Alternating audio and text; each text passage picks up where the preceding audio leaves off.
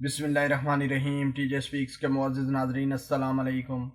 नाज़रीन मोहतरम, बब्बर शेर ज़्यादातर अफ्रीका के जंगलों में पाया जाता है, लेकिन मगरबी अफ्रीका में इसकी नस्ल को बहुत ख़तरनाक लाहक हैं। इसी वजह से इंडेंजर्ड स्पीशीज़ का दर्जा दिया गया है।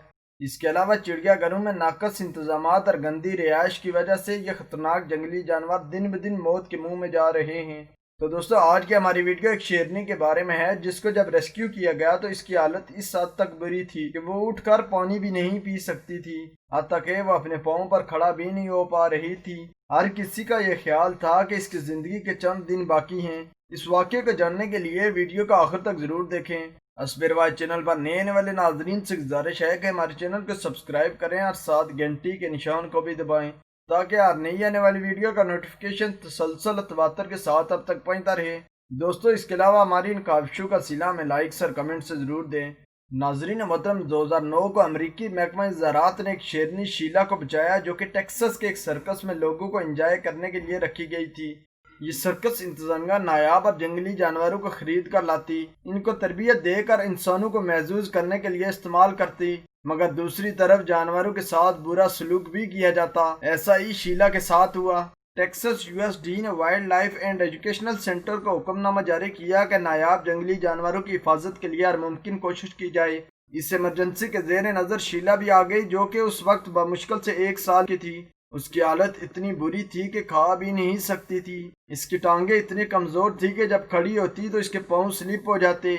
अगर इसको जानवरों के तहफ़्फ़ुज़ की तंजीम रेस्क्यू न करती तो सर्कस में यह बमुश्किल से चंद रोज़ ही जिंदा रह पाती।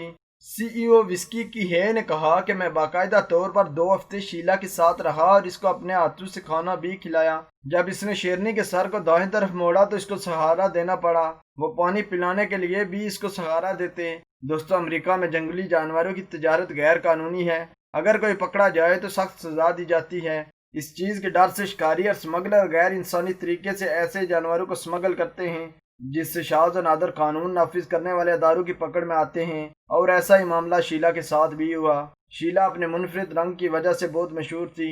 ऐसे जानवर जनूबी अफ्रीका के एक खास इलाके टिम्बुआती में पाए जाते हैं।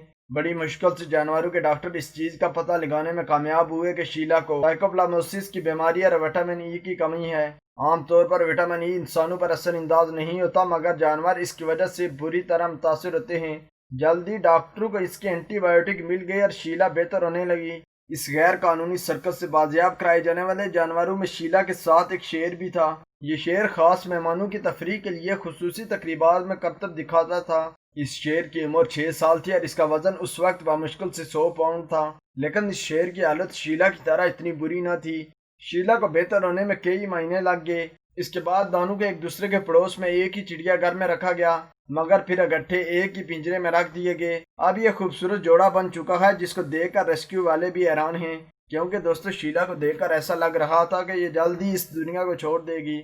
इंसानों के इस ग्रुप की मेहनत ने इस जंगली जानवर को दोबारा अपने पैरों पर खड़ा कर दिया। नाज़रीन मोहतरम, अगर आपको हमारी ये वीडियो अच्छी लगी है तो इसको लाइक करें, अपने दोस्तों के साथ शेयर भी करें। अस्बिरवाज चैनल पर नए आने वाले नाज़रीन से गुजारिश है कि हमारे चैनल को सब्सक्राइब करें और साथ घंटी के निशान को भी दबाएं, ताकि हर नई आने वाली वीडियो का नोटिफिकेशन तसलसल तवातर के साथ अब तक पहुंचता रहे।